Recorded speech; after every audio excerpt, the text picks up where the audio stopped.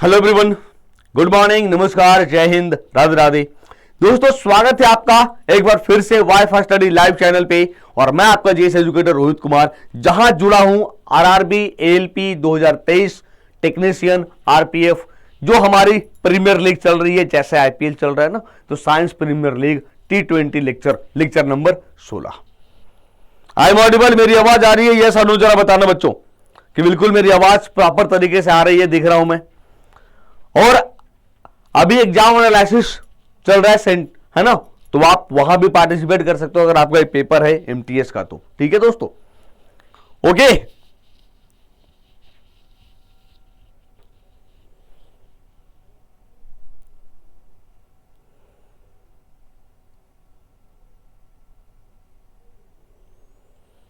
चलिए चलते हैं दोस्तों, शुरुआत करते हैं। दोस्तों क्लास शुरू करने के पहले ये हमारे क्लास के शेड्यूल है जिसको आप जाननी चाहिए तब जिस भी एग्जाम की तैयारी करते हैं। 6:30 बजे करंट अफेयर्स है दोस्तों, 7:45 10 मिनट वोकैब शो है, 8 बजे एडिटोरियल है दोस्तों, है ना। फिर 8:30 से आरआरबी एएलपी टेक्नीशियन आरपीएफ की क्लास शुरू हो जाती है, जहां आप जुड़ते हो 8:30 बजे मेरे साथ जीके में। फिर 9 बजे मैथ्स है दोस्तों, आकाश सर। 10 बजे रीजनिंग है बच्चों, और 10:30 बजे जनरल साइंस हमारे साथ दोस्तों। ठीक है, जहां पे अभी आप जुड़े हो। फिर दोस्तों ईपीएफओ की शुरुआत हो जाती है 10 बजे इंग्लिश, 11 बजे रीजनिंग, 12 बजे मैथ्स, है ना। इसके बाद दोस्तों एसएससी एमटीएस का महामैराथन हम लोग पढ़ा रहे थे, तो आज तो एनालिसिस है, एग्जाम एनालिसिस है ना, तो आज ये क्लासेस नहीं होंगी। आज दिन भर क्वेश्चन दिखेगा, क्या क्या क्वेश्चन पूछे गए, है ना, कैसा पेपर आ रहा है, कैसा लेवल है पेपर का। ठीक है, इसके बाद दोस्तों अगर आप आईबीपीएस पीओ क्लर्क की तैयारी कर रहे हैं तो बिल्कुल फ्री फाउंडेशन बैच है। 3 बजे इंग्लिश, 4 बजे रीजनिंग, 5 बजे मैथ्स, तो आप जरूर ज्वाइन करें। ठीक है, इसके अलावा दोस्तों आप 8 बजे भी क्लास कर सकते हो, 6 बजे भी क्लास कर सकते हो, है ना, जीके की। और दोस्तों सीजीएल फाउंडेशन में आप जरूर जुड़िए। 8 बजे रीजनिंग है, 9 बजे मैथ्स है, 10 बजे जीके है, और 11 बजे फिर इंग्लिश संजीव सर का। दोस्तों स्ट्रैटेजी के स्पेशल आप 12 बजे ज्वाइन कर सकते हो। और ये एसएससी एमटीएस चल रहा था ना रात 12 बजे, है ना, तो एमटीएस अभी चल ही रहा है। इसके जगह पे देखते हैं, अगर ये क्लास चल गया तो फिर कुछ और क्लास प्लान किया जाएगा रात 12 बजे। क्लास नहीं छोड़ना है ना, तो ठीक है दोस्तों। इंग्लिश भी है, बाकी बाद नेक्स्ट डे हो जाता है रीजनिंग और फिर जीके। चलिए चलते हैं सवाल नंबर 1 में।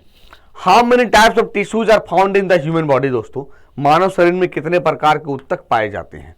10, 5, 9, 4। क्वेश्चन नंबर 1 बताइए क्या होगा।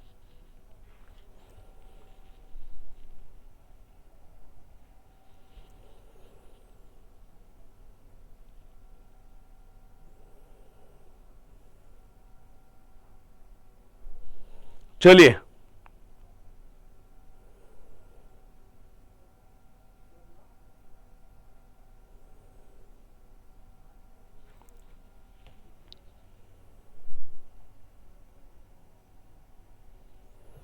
तो क्या होगा, मानव शरीर में कितने प्रकार के ऊतक पाए जाते हैं दोस्तों? तो ये 4 प्रकार के ऊतक हैं, 4 टिश्यू हैं। टिश्यू के अध्ययन को बोलते हैं हिस्टोलॉजी। टिश्यू के अध्ययन को हिस्टोलॉजी बोलते हैं दोस्तों। तो क्या क्या होगा दोस्तों, आप ये देख सकते हो 4 प्रकार के ऊतक होते हैं। एक नर्वस टिश्यू, जिसके अंतर्गत ब्रेन, स्पाइनल कोड और नर्वस आएगा। फिर दोस्तों एपिथेलियल टिश्यू, है ना, एपिथेलियल टिश्यू ये आप देख सकते हो दोस्तों। इसके बाद दोस्तों मसल्स टिश्यू, जिसमें मुख्य रूप से cardiac muscles, smooth muscles, skeletal muscles आएगा। और फिर दोस्तों कनेक्टिव टिश्यू, जिसमें हम बोन रखते हैं, जिसमें ब्लड रखते हैं, क्योंकि ब्लड भी क्या है, एक कनेक्टिव टिश्यू है दोस्तों। तो कनेक्टिव टिश्यू में fat and other soft padding tissue जैसे बोन, टेंडन, है ना, ये सब किसमें आते हैं? तो कनेक्टिव टिश्यू। तो there are 4 types of tissue, 4 प्रकार के टिश्यू होते हैं। क्या क्या दोस्तों? नर्वस, एपिथेलियल, मसल्स और कनेक्टिव। तो इसे याद रखिएगा, है ना, भूलना मत बिल्कुल। ठीक है, आ जाओ आगे। दोस्तों कौन सा सूत्र गति के बारे में सही है? विच of the following formulas is correct about the speed? Mass upon volume, distance upon time, distance upon volume, mass upon time. Question number 2। तो दोस्तों कौन सा फॉर्मूला सूत्र की गति के बारे में है? कौन सा गति के सूत्र के बारे में है? द्रव्यमान अपॉन आयतन दूरी अपॉन समय, दूरी अपॉन द आयतन, या द्रव्यमान अपॉन समय। तो दोस्तों अगर आप स्पीड की बात करें ना तो कैसे निकालते हैं भाई, कितने डिस्टेंस है, कितना समय लगा, निकल गया स्पीड। तो डिस्टेंस अपॉन टाइम, दूरी बटा समय। देखते निकालते हैं, चाल बराबर दूरी बटा समय, मैथ में पढ़ते होंगे आप। चाल मतलब क्या हो गया, गति, ठीक है, याद रखिएगा। आइए नेक्स्ट, तो गति का सूत्र दोस्तों क्या है कि डिस्टेंस अपॉन टाइम है, दूरी बटा समय है। अरे मैथ में बनाते होंगे, चाल बराबर दूरी बटा समय। गति का ऐसा ही मात्रक क्या होगा सर, मीटर पर सेकेंड है। स्पीड का ऐसा ही मात्रक मीटर पर सेकेंड। दोस्तों किसने पृथ्वी पर जीवन की उत्पत्ति के सिद्धांत का प्रस्ताव दिया है दोस्तों? Who among the following proposed the theory of origin of life on earth? Haldane, Stanley Miller, Harold C Urey, Lamarck. Question number 3। चलिए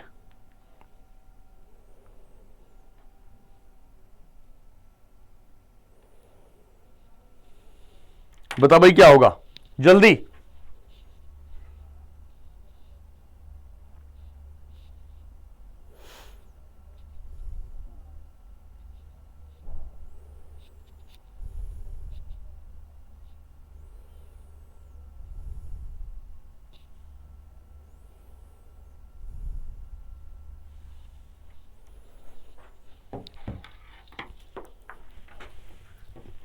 तो दोस्तों ये कौन है, हल्डेन है, जिन्होंने कहा था कि पृथ्वी पर जीवन की उत्पत्ति के सिद्धांत का प्रस्ताव। ठीक है दोस्तों, याद रखिएगा। आगे देखो, पृथ्वी पर जीवन की उत्पत्ति का सिद्धांत हल्डेन द्वारा दिया गया, लेकिन इस थ्योरी को, इस कॉन्सेप्ट को किसने मुहर लगाई?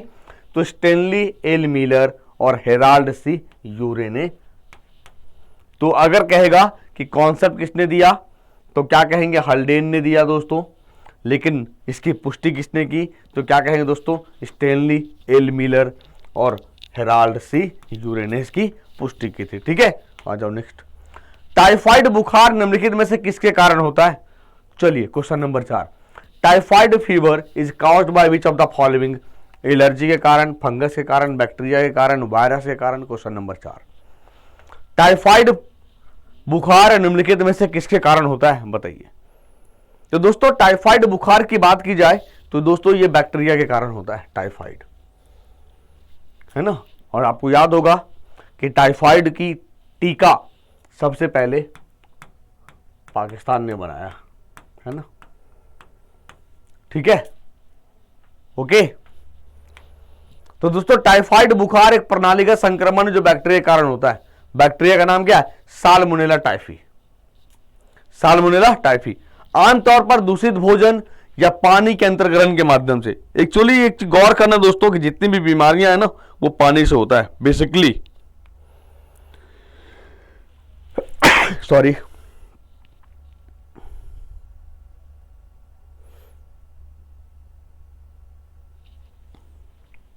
ठीक है, आप ही चाहेंगे। टाइफाइड दोस्तों, टाइफाइड के लिए एक टेस्ट होता है विडाल टेस्ट। तो ये जरूर याद रखिएगा कि टाइफाइड का टीका सबसे पहले पाकिस्तान में, और टाइफाइड के लिए कौन सा टेस्ट होता है? विडाल टेस्ट होता है, याद रखिएगा। नेक्स्ट देखो दोस्तों, what is the correct formula of momentum? संवेग का सही सूत्र क्या है? P is equal to M A, P is equal to F A, P is equal to M D, P is equal to M B. Question number 5। चलिए संवेग का सही सूत्र क्या है दोस्तों? तो दोस्तों संवेग का सही सूत्र की बात करें तो ये P बराबर एम बी, है ना। जबकि बल का पूछता, फोर्स का दोस्तों, तो हम कहते हैं F बराबर एम ए, F बराबर एम ए, है ना। तो दोस्तों संवेग का सूत्र P बराबर एम बी है दोस्तों। एम जहां मास और P is equal to velocity, P is equal to velocity. ठीक है। गायों में दोस्तों मिल्क फीवर होता, आपने देखा होगा। The lack of which of the following minerals is responsible for the milk fever in cows? गायों में दुग्ध ज्वर के लिए निम्नलिखित में से किस खनिज की कमी जिम्मेदार है? फॉस्फेट्स, कैल्शियम, लोहा, आयोडीन। Question number 6। चलिए बताइए।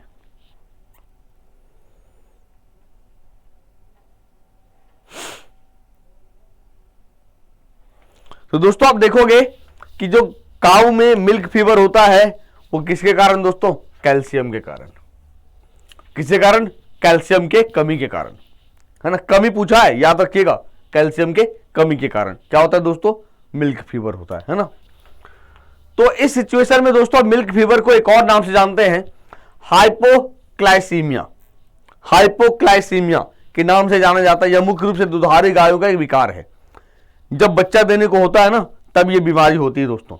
यह एक उपापचय रोग है जो रक्त में कैल्शियम के निम्न स्तर के कारण होता है, याद रखिएगा बिल्कुल, ठीक है।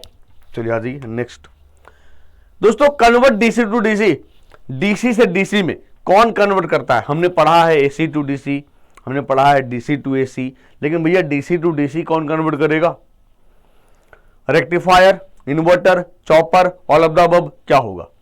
तो दोस्तों एक चीज याद रखिएगा कि डीसी से डीसी में चॉपर है ना, जबकि इन्वर्टर और रेक्टिफायर दोनों तो हम पढ़े हैं, चॉपर नहीं पढ़े। आइए देखते हैं, समझते हैं कि डीसी से डीसी में जो कन्वर्ट करता है चॉपर का काम क्या है। चॉपर एक स्थिर स्विच को संदर्भित करता है जिसका उपयोग निरंतर डीसी वोल्टेज स्रोत से परिवर्तनीय डीसी वोल्टेज प्रदान करने के लिए किया जाता है। यह एक प्रकार से डीसी कन्वर्टर से, याद रखिएगा दोस्तों, डीसी से डीसी कन्वर्टर है, ठीक है। जबकि आप जानते होंगे दोस्तों कि रेक्टिफायर का काम क्या है? AC to DC. रेक्टिफायर क्या करता है दोस्तों? तो एसी सप्लाई इनटू डीसी। जबकि इन्वर्टर का काम क्या है दोस्तों? इन्वर्टर का काम क्या है? DC supply from the battery into AC. यानी इन्वर्टर का काम है दोस्तों बैटरी से डीसी सप्लाई को एसी में बदलना। मतलब ऐसे समझ लो कि रेक्टिफायर जो है वो एसी किसमें बदला? डीसी में। और दोस्तों आप इन्वर्टर देख लो, ये क्या करेगा? तो दोस्तों ये डीसी को एसी में, और चॉपर दोस्तों ये डीसी को डीसी में। ये पूरी की पूरी कहानी है ना, पूरी की पूरी कहानी है। तो ये याद रखिएगा, भूलिएगा मत, ठीक है। चलो आ जाओ नेक्स्ट। बायोगैस को ऊर्जा का अच्छा स्रोत क्यों माना जाता है? क्योंकि यह राख पैदा करता है, या मीथेन उत्पन्न करता है, या धुआं छोड़े बिना जलता है, या ऑक्सीजन की अनुपस्थिति में विघटित होता है, क्या होगा बताइए। तो दोस्तों बायोगैस को ऊर्जा का अच्छा स्रोत क्यों मानते हैं? क्योंकि यह धुआं छोड़े बिना जलता है दोस्तों। मीथेन इसका मुख्य स्रोत है बायोगैस का। बायोगैस यानी गोबर गैस, यानी गोबर गैस दोस्तों, है ना। याद रखिएगा बायोगैस को ऊर्जा का अच्छा स्रोत क्यों मानते हैं? क्योंकि यह धुआं छोड़े बिना जलता है। आगे देखिए, ठीक है दोस्तों, याद रखिएगा मुख्य रूप से क्या होगा? तो मीथेन होगा बायोगैस में। क्या होगा? मीथेन होगा, है ना। क्योंकि गोबर गैस का वैज्ञानिक नाम है बायोगैस। गोबर गैस का, तो गोबर गैस बोलने में अच्छा नहीं लगता है तो बायोगैस बोल देते हैं, ठीक है। Which of the following indicators turn red into in an acidic solution? कौन सा संकेतक दोस्तों अम्लीय घोल में लाल हो जाता है? फिनोल, पैथिलिन, लिटमस, हल्दी, मिथाइल ऑरेंज। Question number 9। चलिए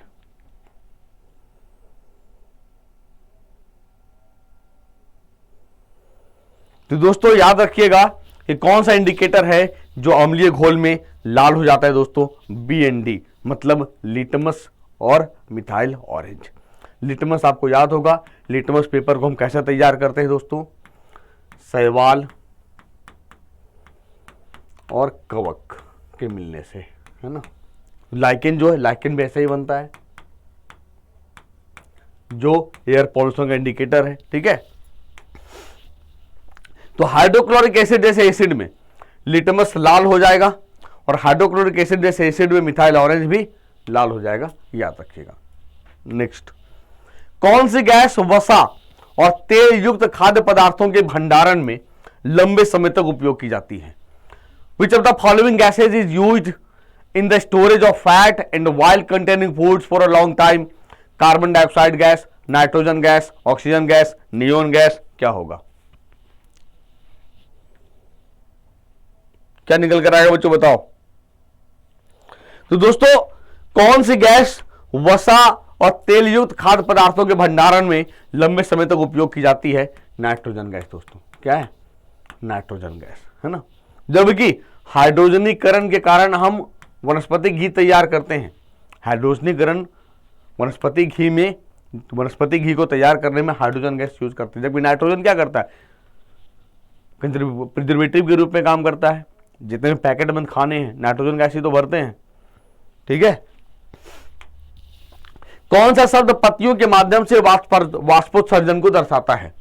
विच of the following terms denotes the transpiration through leaves? क्या होगा? कॉलिन वाष्पोत्सर्जन, पर्ण वाष्पोत्सर्जन, त्वचीय वाष्पोत्सर्जन, लेंटिकुलर वाष्पोत्सर्जन। क्वेश्चन नंबर 11 दोस्तों क्या होगा? तो दोस्तों कौन सा शब्द पत्तियों के माध्यम से वाष्पोत्सर्जन को दर्शाता है दोस्तों? तो यह निकल कर आएगा फॉइलर ट्रांसपायरेशन यानी पर्ण वाष्पोत्सर्जन। क्या हो दोस्तों? पर्ण वाष्पोत्सर्जन, याद रखिएगा बिल्कुल, ठीक है, पर्ण वाष्पोत्सर्जन, है ना। तो दोस्तों पत्तियों के माध्यम से, जो पत्ती के माध्यम से जितने भी ट्रांसपायरेशन होते हैं ना, वाष्पोत्सर्जन होते हैं, उसे हम पर्ण वाष्पोत्सर्जन कहते हैं दोस्तों, ठीक है, याद रखिएगा। नेक्स्ट, निकोटिनिक एसिड की कमी से कौन सा रोग हो जाता है?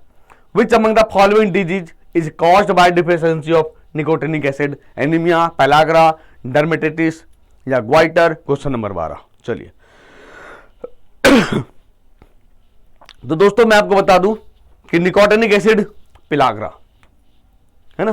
तो आपको याद होगा जो मैंने ट्रिक दिया था, याद है? थारोनी पापा बॉस, भूल जाते हो यार आप लोग, थारोनी पापा बॉस, यानी B1, B2 और B3।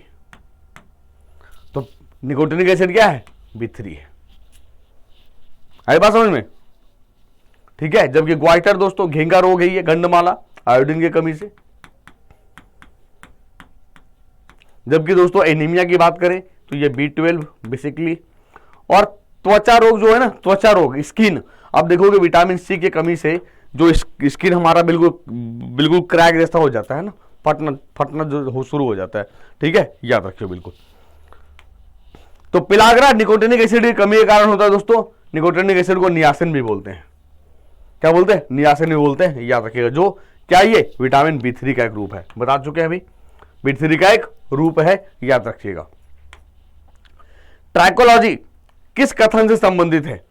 Study of nutrition, study of skin, study of bony joints and ligaments, study of hair. Question number 13। तो दोस्तों ट्राइकोलॉजी किस कथन से संबंधित है? आसान सवाल है। ट्राइकोलॉजी यानी बालों का अध्ययन। ओहो, लहराते लहराते बालों का अध्ययन, है ना।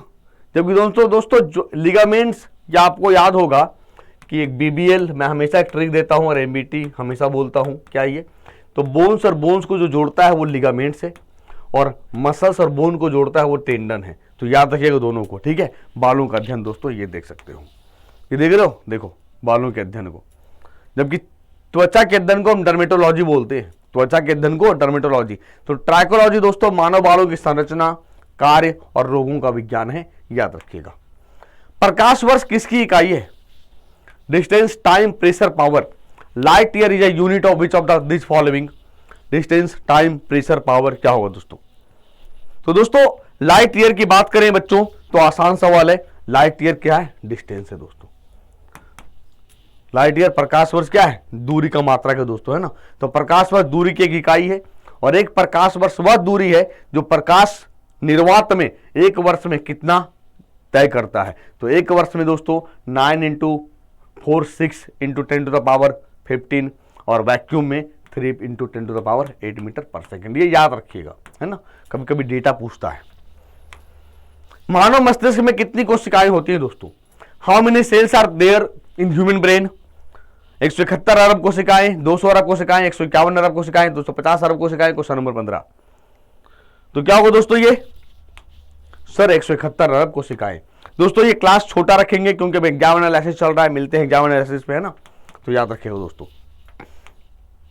तो हाल के शोध के अनुसार एक औसत व्यक्ति में लगभग 30 ट्रिलियन मानव कोशिकाएं होने का अनुमान है, जो लगभग 171 बिलियन कोशिकाएं हैं, याद रखिएगा बिल्कुल, ठीक है दोस्तों। अगर आपको कोई SSC MTS से संबंधित सवाल है तो ये व्हाट्सएप नंबर है, आप ये इस नंबर पे व्हाट्सएप करें। डिस्क्रिप्शन में दिए गए गूगल फॉर्म में अपनी एग्जाम डेट और डाउट जरूर भेजें, जिससे कोई अगर डाउट हो तो हम उसका निराकरण करेंगे, ठीक है। स्क्रीनशॉट ले लीजिएगा इसका। मिलते हैं दोस्तों फिर नए सेशन में एग्जाम एनालिसिस में। तब तक के लिए अपना ख्याल रखिए। थैंक यू, शुक्रिया, जय हिंद।